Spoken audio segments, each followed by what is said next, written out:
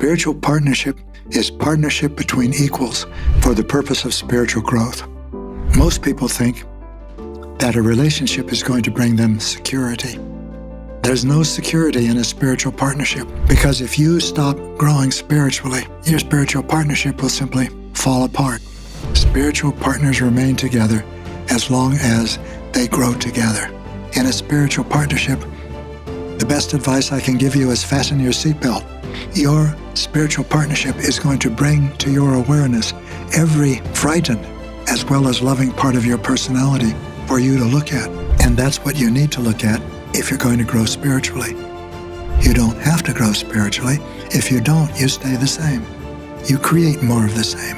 Where you want to go is to freedom from your fears. Where you want to go is to meaning and purpose. Where you want to go is to harmony and cooperation and sharing and reverence for life, the intentions of your soul. Where you want to go is love.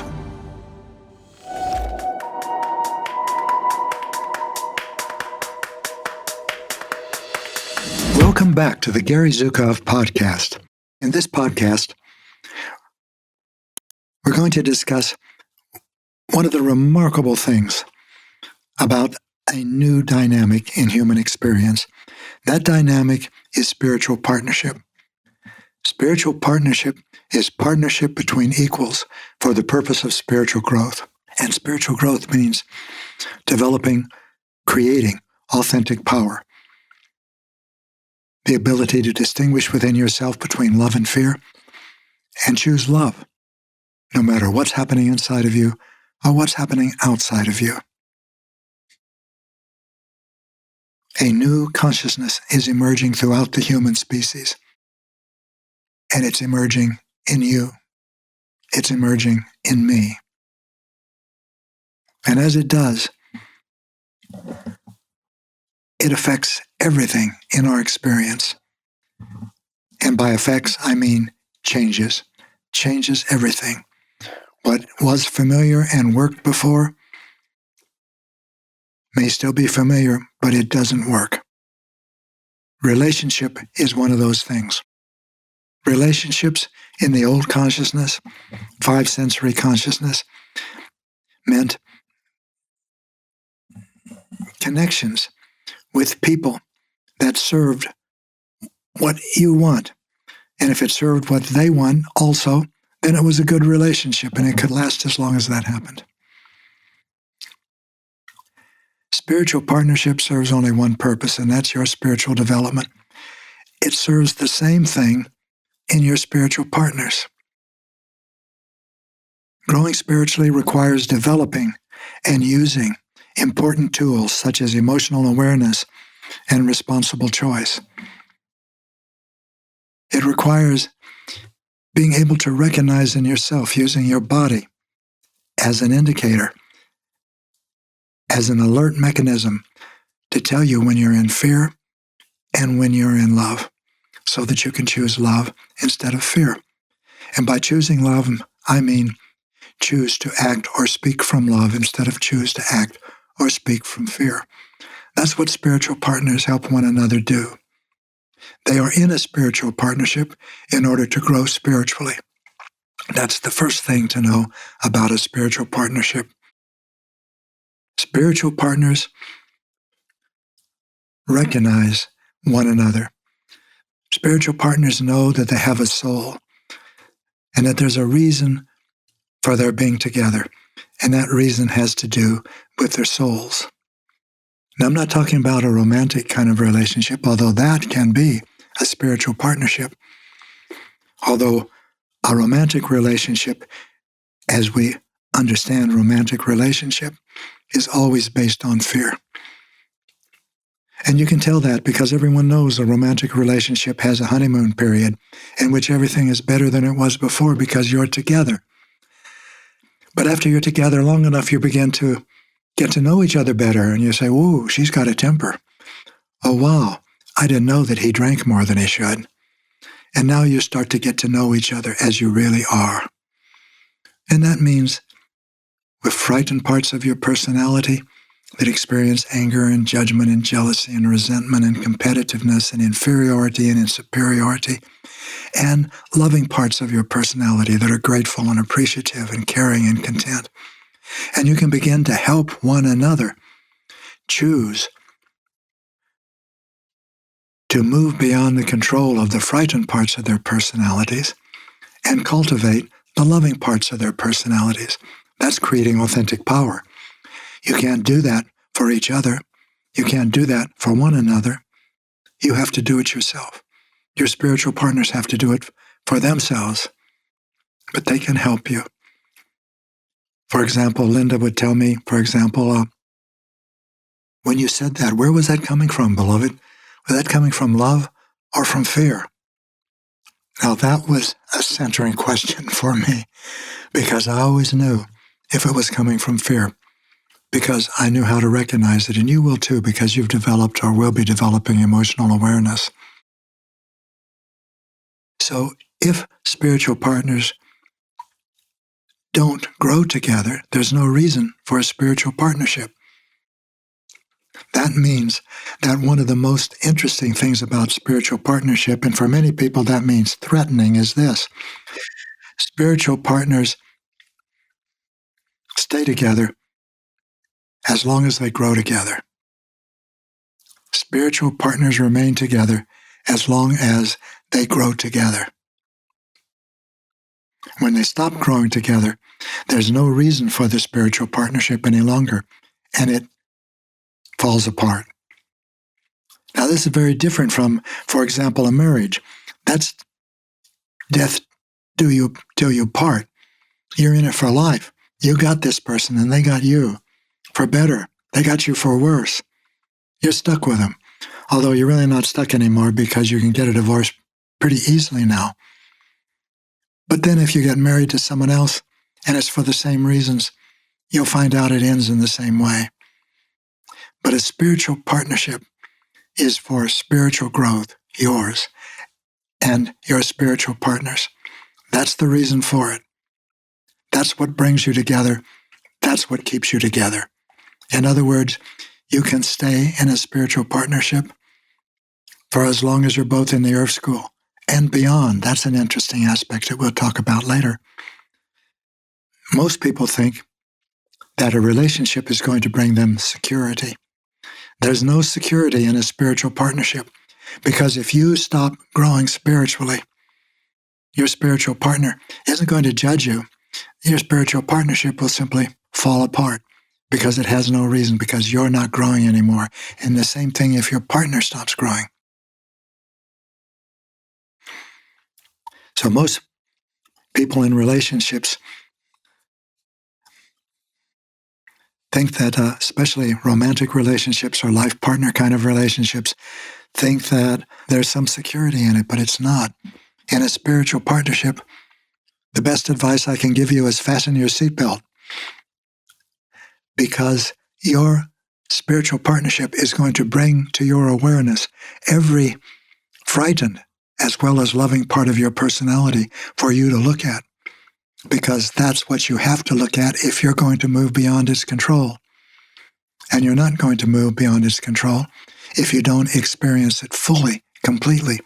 And that means never ignoring or suppressing or repressing or denying an emotion. On the contrary, going into it as deeply and thoroughly as you can, so that you can understand experientially what it is, what a frightened part of your personality is, a part of your personality that's jealous or feels inferior to others or feels better than others. And you learn about it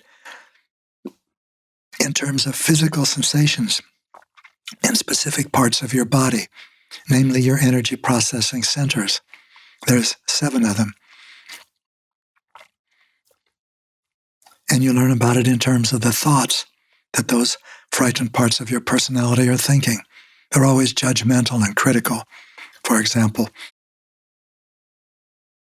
why are they teaching me this in this course? I already know all this. I don't belong here. I'm better than this. Or, right, parts might think, oh, this course is way over my head. Why am I here? I'll never understand this. Look, the other students understand it, but I don't. I'm never going to be able to do this. Or a big course in your school. Children, a frightened part of your personality might feel, what do I do? What do I do? I love this little being, but God, I'm tired. I'm really tired.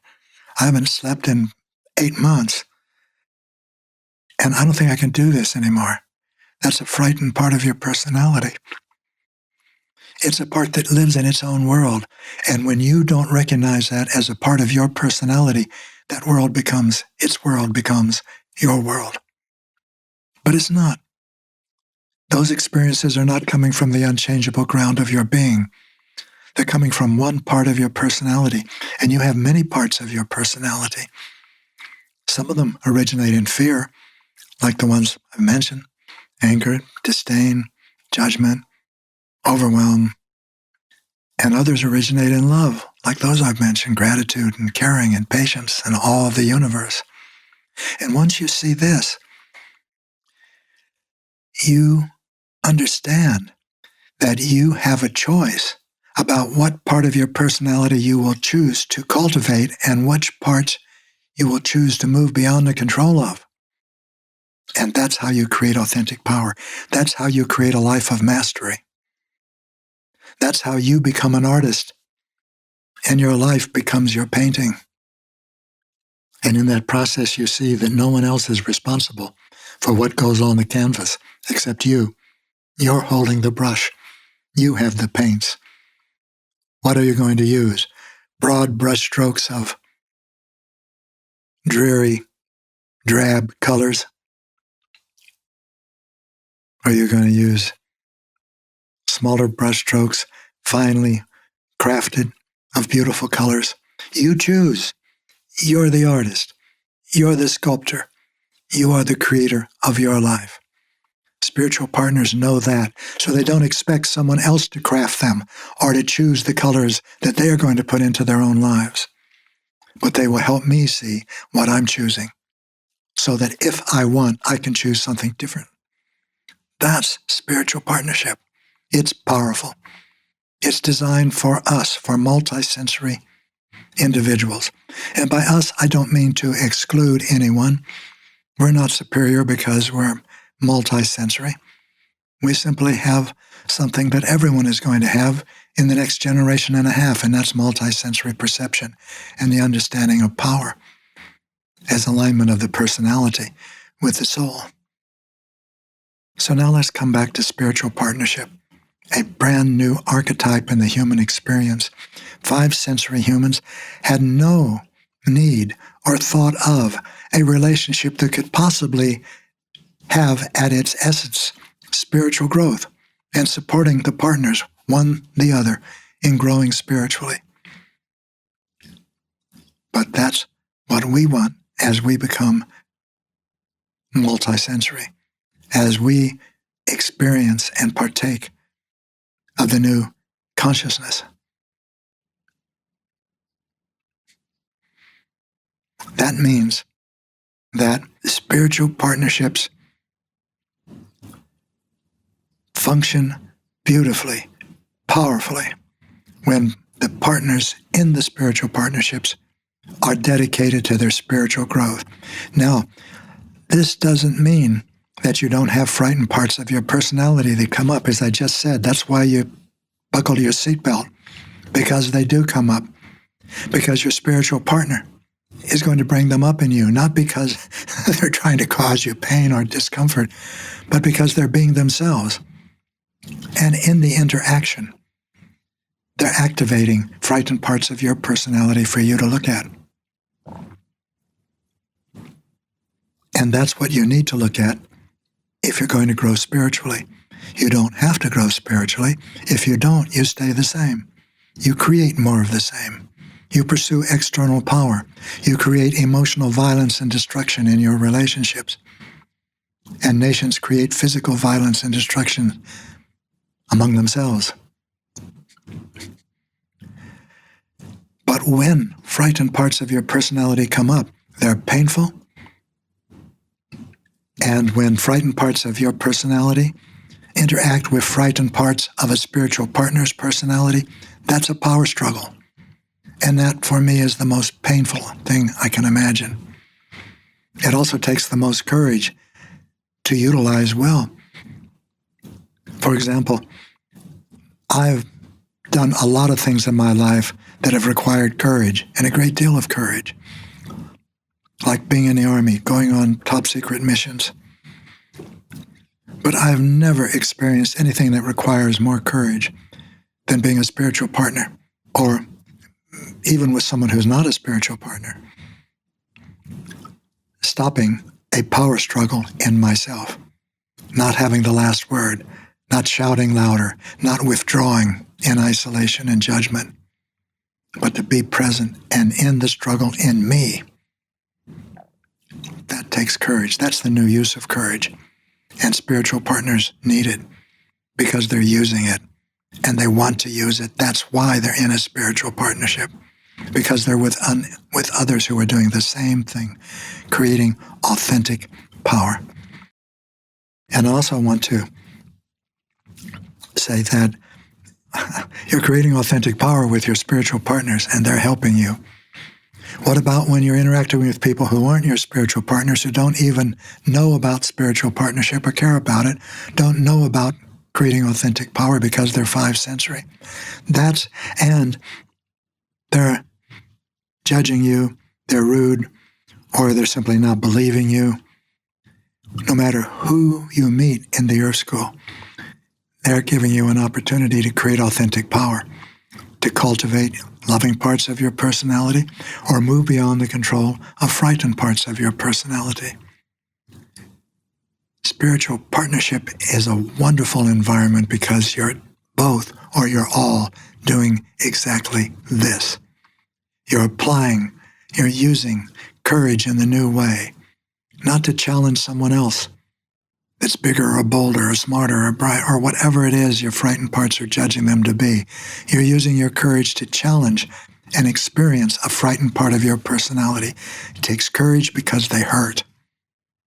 Need hurts. Love doesn't hurt. There's no pain involved in love. There's no such thing as unrequited love that's painful. But there is unrequited need. Need for your partner to be something that they're not in the moment. That is very painful to a frightened part of your personality. And when one comes up, you can challenge it. And if you're in a spiritual partnership, your spiritual partner will help you challenge it too. Wow. Well, that's an insight into spiritual partnership, and you can see how powerful, how perfect it is, how it takes you exactly where you want to go. Where you want to go is to freedom from your fears. Where you want to go is to meaning and purpose. Where you want to go is to harmony and cooperation and sharing and reverence for life, the intentions of your soul. Where you want to go is love. And that's your curriculum in the Earth School. And spiritual partners know that, and they love being together. They can't determine what they're going to feel next, but they know that they can always choose what they're going to do when an emotion comes up in them.